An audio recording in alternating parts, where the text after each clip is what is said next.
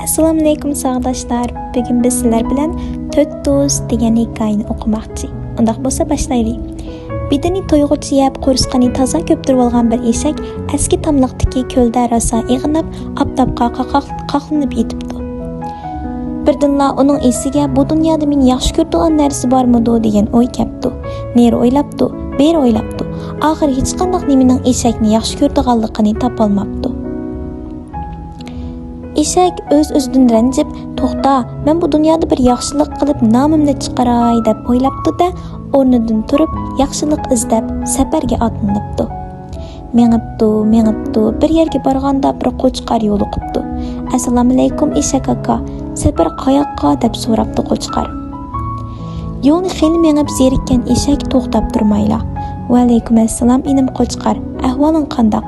O'zing mayslari chiroyli tarafdan kelyapsan. G'aming yo'q o'xshaydi" debdi. "Sizda-chu?" deb so'rabdi qo'chqar. "Menda g'am yo'q, lekin ota-bobolarimiz tug'ilganlar o'ldi, belgisiz bo'lib ketdi, ammo bir yaxshilik o'lmay mangu qoldi" debdi ekan. "Shuning uchun umrimda bir yaxshilik qilib nom qoldiray degan niyat bilan yaxshilik izlab ketyapman" debdi eshak.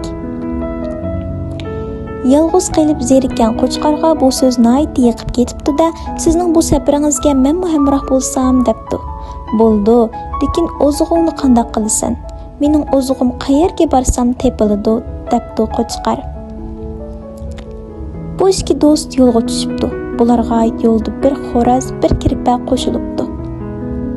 Bu 4 do'st bir kuni cho'lda ketib borsa, oldidan echirqab ketgan bir bo'ri quloqlarini dingaytib chiqib qopdi.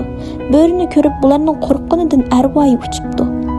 "Sizlar yo'shirininglar" debdi eshak do'stlariga va o'zi yo'lda turibdi. Qo'chqar bir qo'ram toshning keyniga yo'shirinibdi. Xo'roz bir daraxtning shexiga chiqibdi. Kirpi bo'lsa bir to'shikka kirib mo'kibdi. Yilqi ochko'z bo'ri udulni eshakning oldiga kelib to'xtab, "Nega mangdinglar, eshak?" deb so'rabdi. "Safarga. Balduroq chiqsanglarchi bu safarga. Sizlarning kechikishinglar meni bak qiynayotdi. Sizlar uchirmasanglar bugun ochliqdan o'lib qolatdim."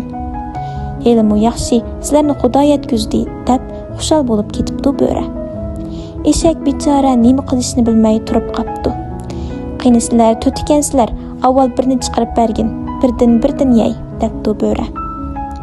Ilojsiz qolgan eshak bir tarafdan qo'rqsimi, yana bir tarafdan g'ayratlanib, "Bo'pti, avval meni yang, lekin to'liq qo'rqitmasdan yang. Buning uchun men orqamni qilib putimni kerib beraman. Shu tarafdan kelib qo'rsqimni yerib yang" debdi. Buni anglagan bo'ri, "Ish qilib yesam bo'ldi-ku" deb o'ylabdi-da, "Qani, qandoq turib bersan, tura chopsan" debdi.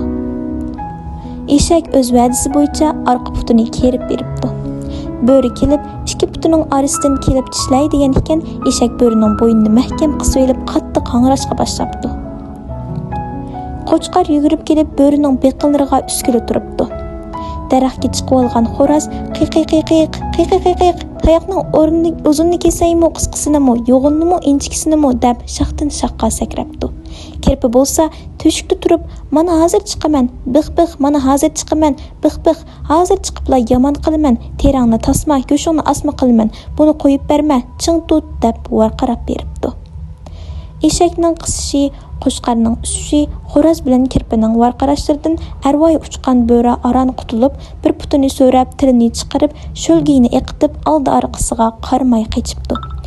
Bo'ridan o'z jinni qutuldirib qolgan bu 4 do'st dunyodagi hamma yaxshilikning yaxshisi birlik ekan, biz endi ayrilmas do'stlardan bo'layli deyishib, boshqadan do'st bo'lishib dunyodan o'tgan ekan.